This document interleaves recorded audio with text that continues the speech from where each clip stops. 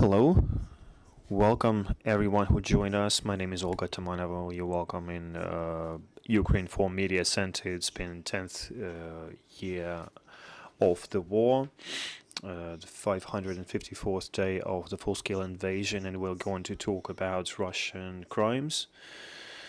We're going to talk about how to rescue wounded Ukrainian prisoners of war and how to get them home. We see what is the condition of our prisoners of war. We understand that their health condition is quite poor.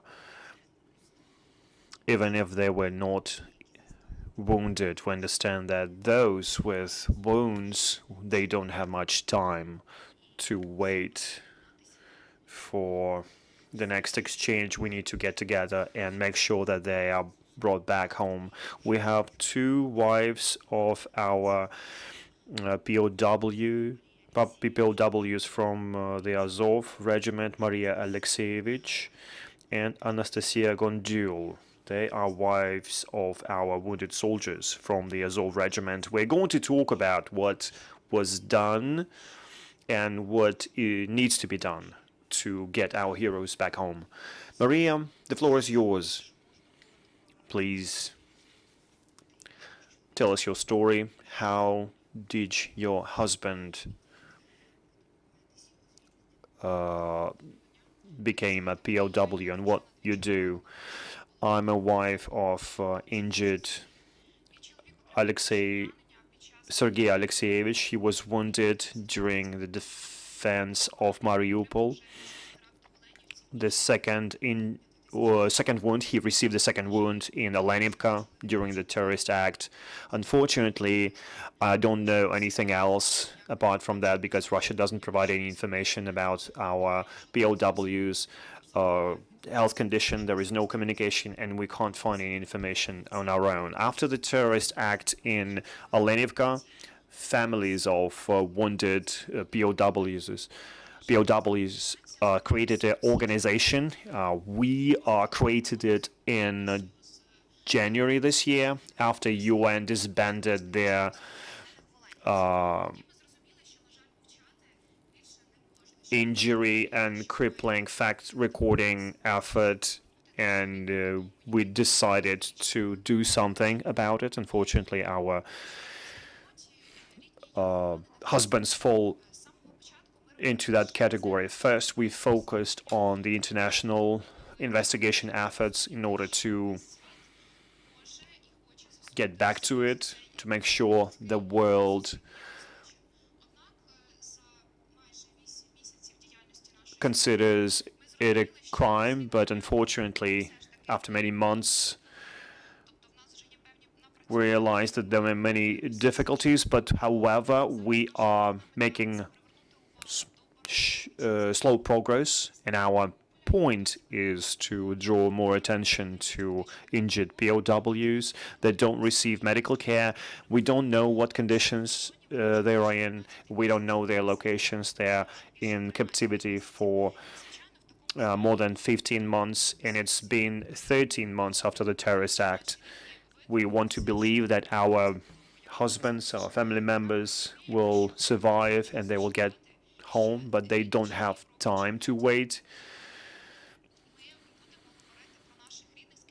They don't have time to wait for 1, 2, or 5 years. We will do whatever it takes to get them back home. I would like to remind you that our Azov-style defenders are held in captivity. Volodymyr Zelensky, our president, said that these heroes, we need them alive. This is why they made that decision. And Hanna Lobova said that the evacuation, which is imprisonment, will happen until these defenders will be returned home. Unfortunately, nobody is talking about that right now. Most of the Mariupol defenders are still there, including wounded people, including my husband. Unfortunately, the topic of our soldiers wounded as a result of the terrorist act. They don't talk about that nowadays. And we had a situation with Dmytro Lubinets in April this year. We first met him for the first time, but he thought that only the families of the soldiers that died that are present. He didn't even know that there were people who survived. I think that's not professional, and there are many people who are still waiting for their family members, loved ones, to return back home. So I'm requesting the Ukrainian government to do whatever it takes, because they don't have time to wait. Apart from Dmytro Lubinets, I would like to say that when we started working as a center, the General Prosecutor's Office and SBU called us, and we learned that, unfortunately, the topic of wounded people during the terrorist act, they are not part of a separate case. There is no separate case about the terrorist act. It's being investigated according to the criminal code. It's about violation of laws of war, but unfortunately, they are investigating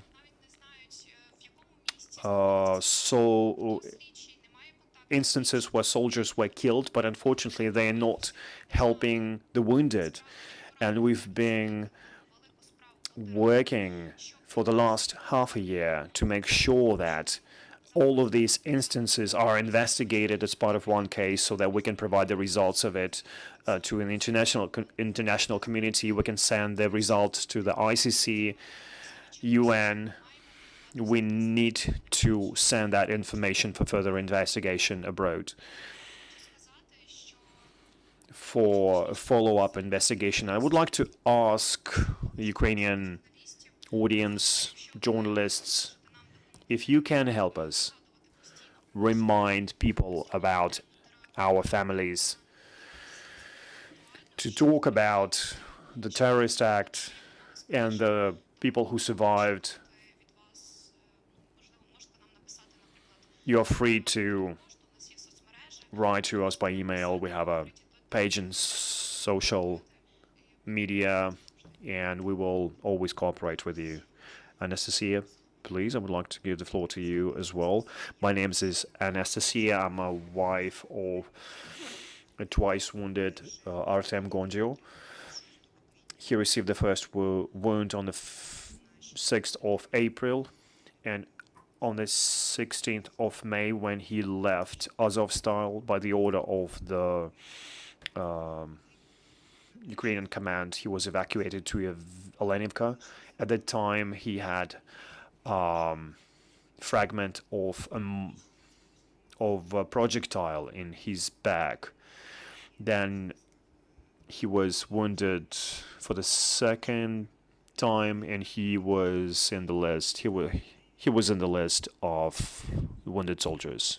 I'm not sure about his location right now.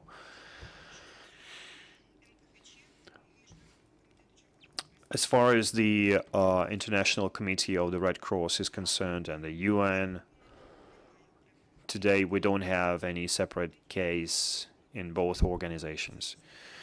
The defenders that were promised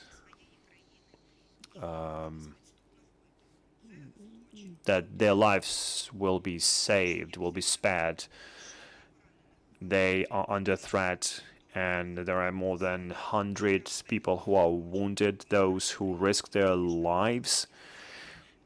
They are not in any list, in any international organization. On the 19th of May, there was a meeting with the commander of the Azov regiment.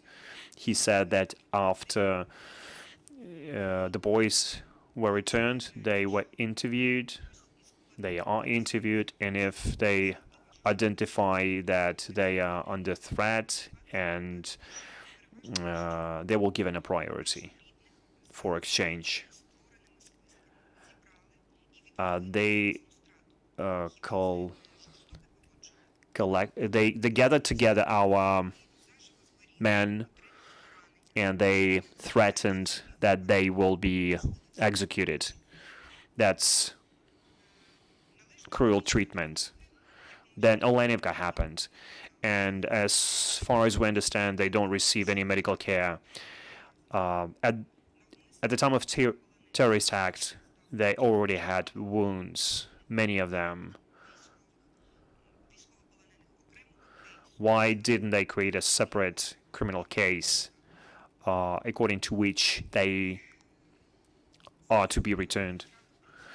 As far as Dmitro Lubinets is concerned, on the 28th of July, before the terrorist act happened, families of the wounded met Dmitro Lubinets, where other organizations were represented. After his presentation, Dmitro Lubinets made a short break, and he promised to answer questions afterwards, and then he did an interview for journalists, and then he left without saying goodbye to the families. And we didn't have any possibility to ask him a question, and we didn't have a possibility to talk to the press. So that's lack of respect. What else could it be? And that's an attitude that he displayed. So what we request from our government, from the command of Azov regiment, we want the survivors back, those who survived from hell, those who have multiple wounds, and now we don't know anything about their location or condition. They need medical care. Their condition is extreme, and the last time we saw them, their condition was horrible. That happened after 2 months of captivity. Now it's been 15 months. We don't even know what kind of wounds they received during the terrorist act. From what we saw in Donetsk hospitals, that's hard to bear. Well, just hope that our government does what it takes to get our heroes back, to get them home. We understand that a lot depends on the other party. They're not doing anything to make it happen. And you mentioned that the International Committee of the Red Cross and the UN, they don't have a separate case. Did you learn about that from their official statement? Where did you get it? They don't have a separate case for the wounded that very night, because I was in the UN headquarters in Geneva and the International Committee of the Red Cross, and they don't have that. It's just a part of the single case. And I asked them to create a separate case for my husband. They did, but not for the terrorist act. And they sent a request to the other party, and they sent it on the 7th of February. So far, I haven't received any information. They asked the other party for his condition and his location. No information whatsoever. Your organization is there for 8 months. What were you able to learn about the wounded that are still there? Do you have any information that you would like to talk about? Well, they're still there. Almost all of them are still there. Only 11 defenders were returned on the 21st of September last year, and no other people were returned. How many? 59 people who are wounded, people who are in the Russian lists, those that were sent to the hospital. Were able to locate them? No information about that whatsoever. Dear colleagues, if you have any questions, please feel free. Ukrinform Natalia Molchanova. My question is for Anastasia. You mentioned that you said that they opened a separate case for your husband. So I guess you work with lawyers that are specialists in the international law. Can it be impetus to expand the case, add more people to that list, or it should be processed separately? I understand that you would like to promote that topic.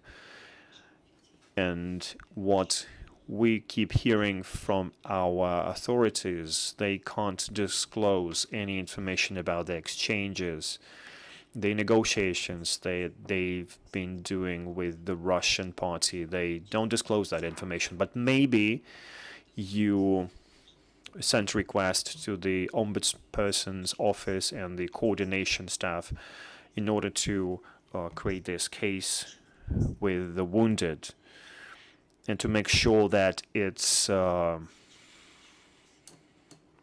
they work with it in the International Criminal Court as a proof that Russia doesn't respect Geneva Conventions. Well, the case about my husband, that's was information on the coordination staff website, or any person could write a letter to them, to the UN, and I did that. I did that on the coordination staff website. And after 3 months, I received a reply from the Secretariat of the UN, where they invited me and everyone else to the 130th session in human rights that happened in May this year. And this is where we were present, and anyone could be present online and offline. Those who couldn't be there physically, they could join the meeting online. So they had these cases for those who replied. And speaking about the terrorist act survivors, we talked about that with Dmitry Olubinets and the coordination staff. We always talk about that, but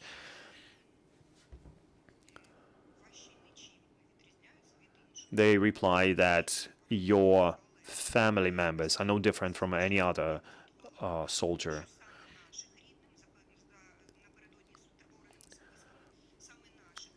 But 193 defenders, POWs, they were sent for deliberate execution. Why our husbands were in that list, we don't know. And we haven't received any reply.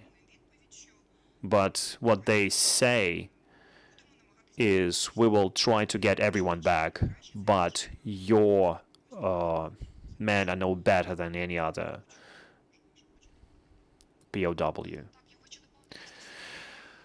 Yes, I would like to talk about a separate case in Ukraine, and we mentioned the coordination staff and Dmitry Lubinets, and even the military installation that our husbands were attached to. They didn't officially register them as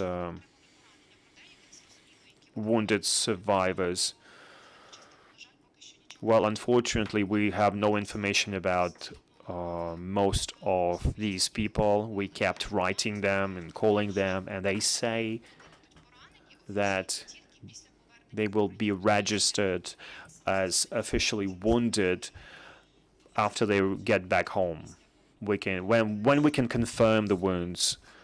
Speaking about the separate case in the coordination staff, we keep talking about that, but they keep saying no. For example, from the very beginning, when I learned that my husband received wounds in Mariupol, I learned about that in June last year, and I kept in touch with the coordination staff in dealing with POWs, and they said that wounded defenders are a priority category for an exchange.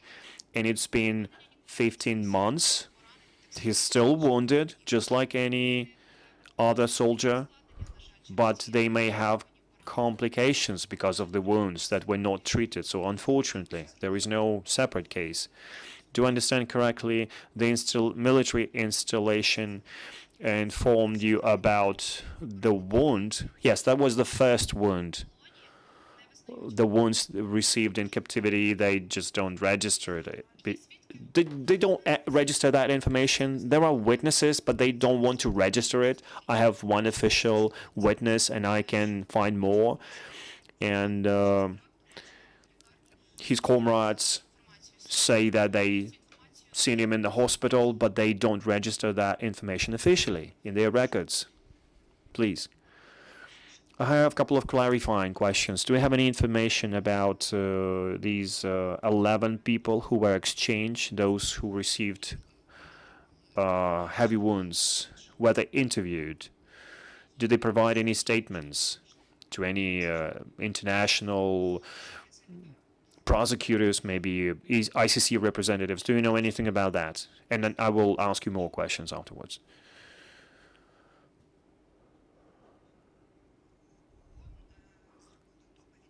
The UN did a report. In May, they made a report, and they provided us with all information, and they said that these 11 people that were exchanged were interviewed by the UN. The ICRC didn't interview them, but they said that the wounded refused to provide any comments, so they didn't have any possibility to interview them. We tried to talk to them so that they can interview them, but we failed. What about the Ukrainian party? During the SBU meetings, they said they interviewed everyone, but information varies. Sometimes they say no, there were no interviews. And we had Arsen Dmitrik present at that meeting. He was exchanged on the 21st of September. He was the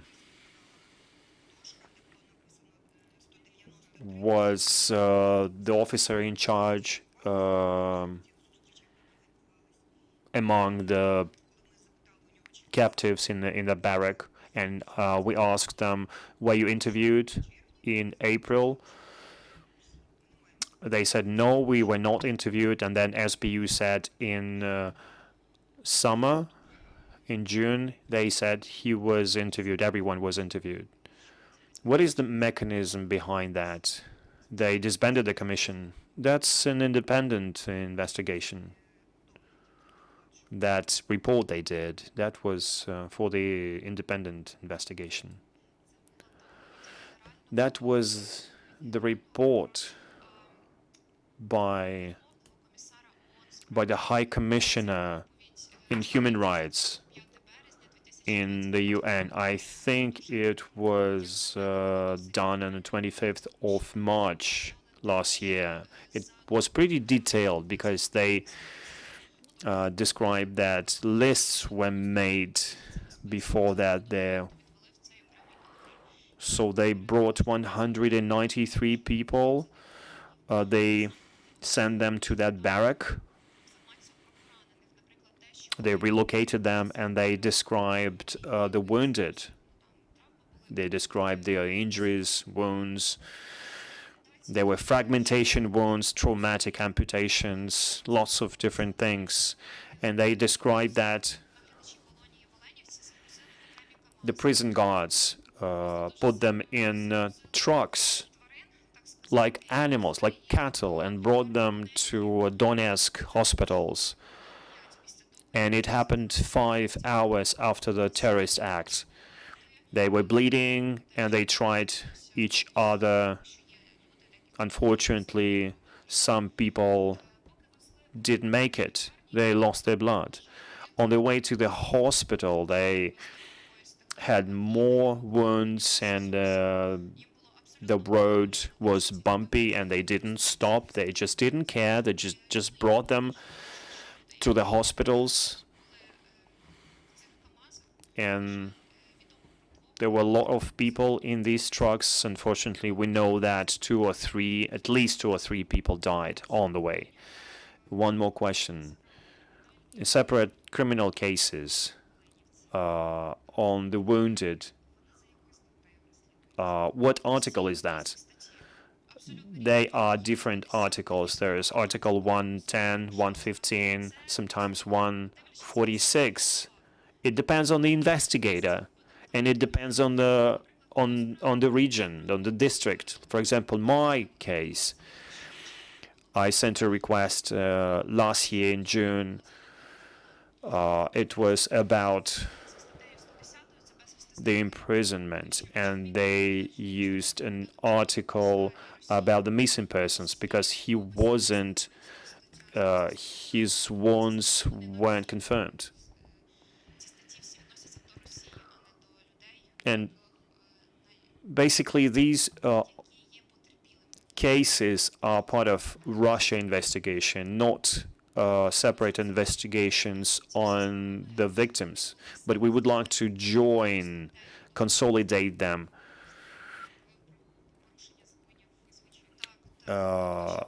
based on the articles about the violation of the laws of war.